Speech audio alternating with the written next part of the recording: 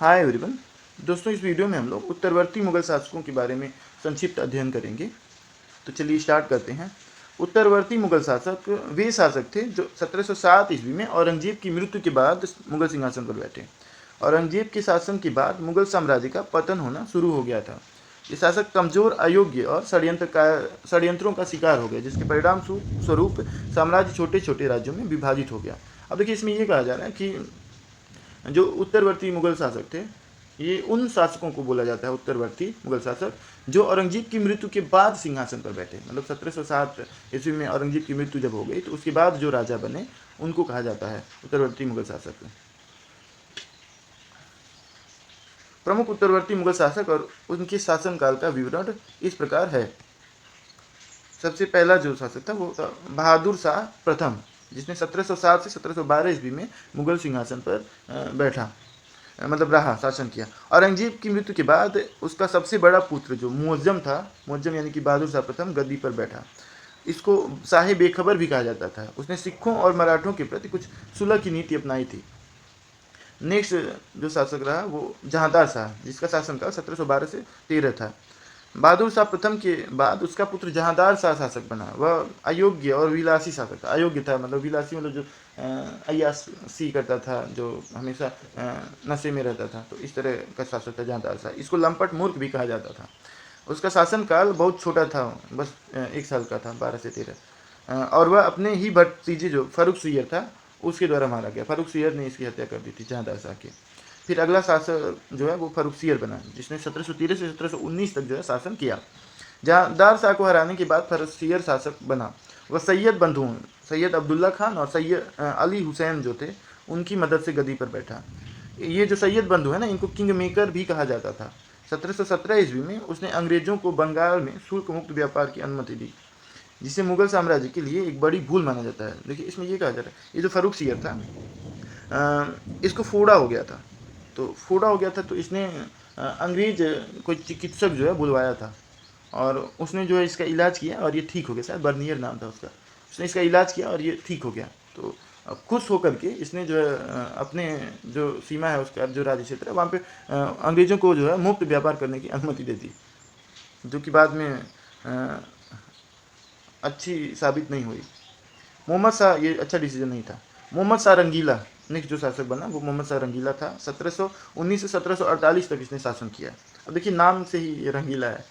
यह एक लंबे समय तक शासन करने वाला शासक था। वह अपने विलासी स्वभाव के कारण रंगीला के नाम से प्रसिद्ध था। उसके शासनकाल में मुगल साम्राज्य का और भी अधिक पतन हुआ इसके समय में।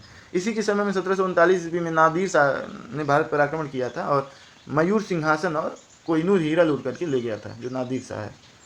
ये कहा जा रहा है। देखिए, मोहम्मद शाह रंगीला जो है ये बहुत जैसे विलासी शासक था, अय्याश टाइप का था, हमेशा हर वक्त नशे में रहता था। इसी के समय जो है 1739 में जो नादिर शाह है उसने आक्रमण किया था और मयूर सिंहासन और कोहिनूर हीरा जो है भारत से लूट करके ले गया था। अहमद शाह बहादुर 1748 से 1754 ईस्वी तक जो है शासक रहा। मोहम्मद शाह के बाद उसका जो पुत्र है अहमद शाह शासक बना। उसके शासनकाल में प्रशासन हिजड़ों और महिलाओं के हाथों में था, ऐसा माना जाता है। आलमगीर द्वितीय 1754 से 1759। आलमगीर द्वितीय के शासनकाल में 1757 ईस्वी में प्लासी का युद्ध हुआ था।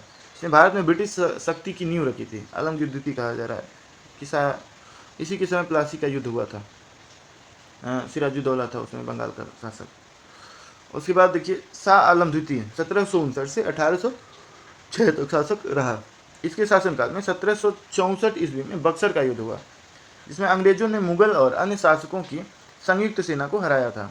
इसके बाद मुगल शासक पूरी तरह से अंग्रेजों के अधीन हो गए। ये बक्सर का युद्ध है, काफ़ी इंपॉर्टेंट युद्ध है, क्योंकि यहीं से जो है एक तरह से अंग्रेजों का जो है वो प्रभुत्व स्थापित हुआ। इसने जो दिल्ली का जो शासक था उसको, फिर बंगाल का जो नवाब था उसको, और अवध का जो नवाब था उसको, इन सबको की जो संयुक्त सेना इसको अंग्रेजों ने हराया था।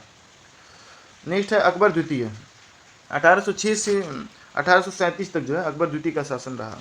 यह अंग्रेजों का एक पेंशन भोगी शासक था, मतलब पेंशन पे जीवित रहता था। इसको पेंशन दिया जाता था अंग्रेजों द्वारा। जैसे राजा राम मोहन राय को इसने ही राजा की उपाधि दी थी, राजा राम मोहन राय को, और इन्हें इंग्लैंड भेजा था ताकि वह मुगल सम्राट के लिए अंग्रेजों से पेंशन बढ़ाने की अपील कर सके। इसने ही राजा राम मोहन राय को भेजा था कि जाइए और मेरी पेंशन बढ़वाने के लिए अपील करिए वहाँ जो राजा था इंग्लैंड का, उससे रानी थी।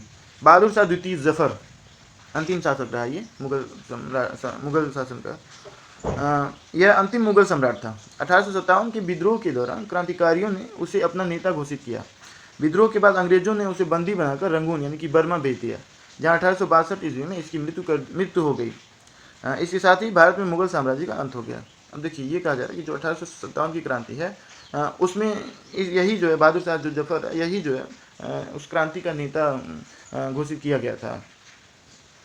उसके बाद जब युद्ध समाप्त हुआ, जो क्रांति समाप्त हुई, जब अंग्रेज़ों ने दबा दिया तो इसको जो उठा करके रंगून ले गए बंदी बना करके, रंगून यानी कि बर्मा। उसके बाद फिर वहाँ कुछ दिन रखे कारागार में, फिर 1862 ईस्वी में इसकी मृत्यु हो गई और इस तरह से मुगल साम्राज्य खत्म हो गया। Thank you.